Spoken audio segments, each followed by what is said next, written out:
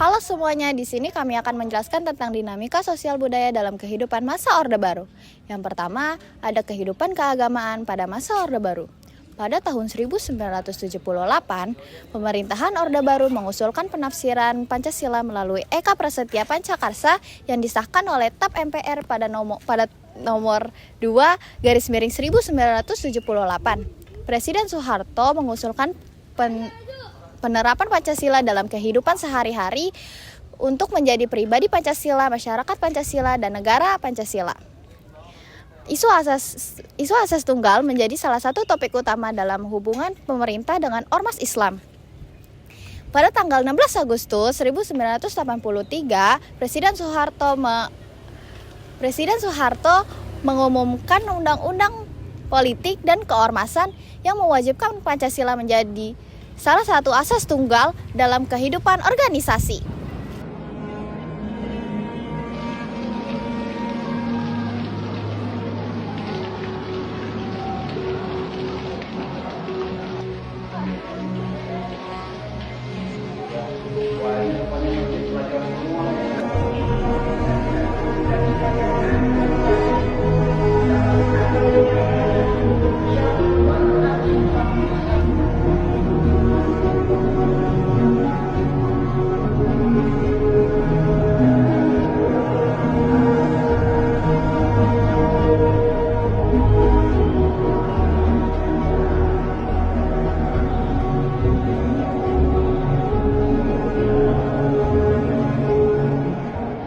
Pada masa Orde Baru, sektor transportasi dan industri otomotif Indonesia berkembang pesat berkat perhatian pemerintah terhadap pembangunan infrastruktur dan kebijakan yang mendukung investasi asing.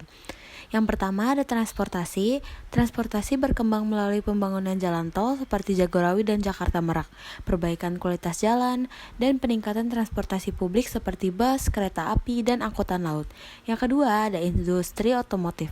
Industri otomotif didorong oleh investasi asing, peningkatan daya beli masyarakat, dan insentif pemerintah.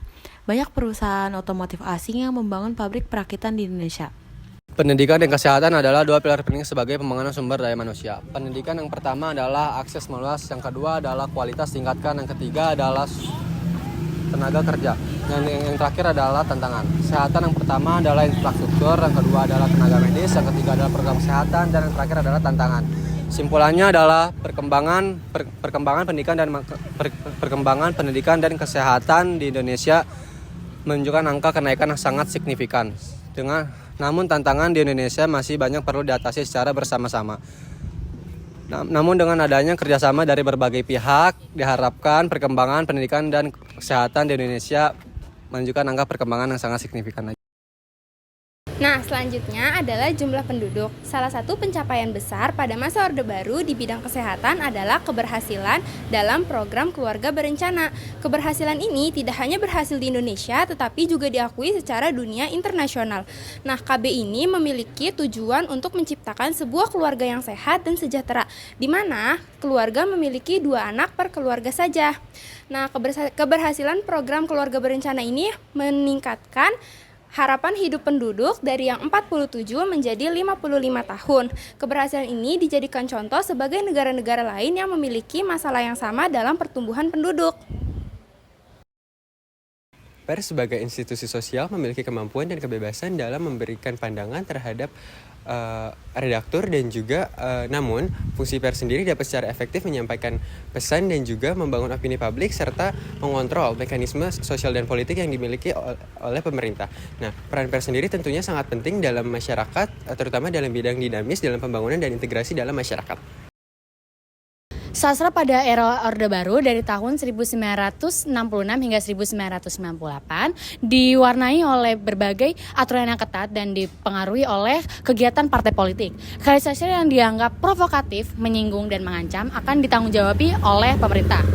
Nah, berikut beberapa ciri khas dari sastra Orde Baru. Yang pertama, ada sensor dan kontrol. Yang kedua, tema pembangunan dan modernisasi. Yang ketiga ada nasionalisme dan patriotisme. Yang keempat ada kritik sosial. Dan yang terakhir ada pembangunan genre. Selanjutnya ada perkembangan teknologi Indonesia. Pada tahun 1984, Presiden Soeharto memanggil B.J. Habibie untuk melakukan perkembangan teknologi Indonesia. Ada 3 prioritas utama yang ditetapkan, yaitu membangun industri di Dirgantara, membangun badan pengkajian dan penerapan teknologi, serta pusat penelitian teknologi dan informasi. Ada 3 perkembangan yang dilakukan oleh B.J. Habibie. Untuk yang pertama, perkembangan pusat penelitian dan ilmu pengetahuan. Yang kedua, perkembangan transportasi. Dan yang ketiga, perkembangan teknologi informasi. Yuk kita simak penjelasannya. Yang pertama ada perkembangan Badan Riset dan Ilmu Pengetahuan. LIPI yang didirikan pada tahun 1973 memiliki tugas untuk melakukan pengembangan teknologi di Indonesia, yaitu ada mikroelektronika, bioteknologi, rekayasa genetika, dan teknologi material. Yang kedua adalah pengembangan transportasi. Transportasi di Indonesia mulai berkembang pada masa kolonial.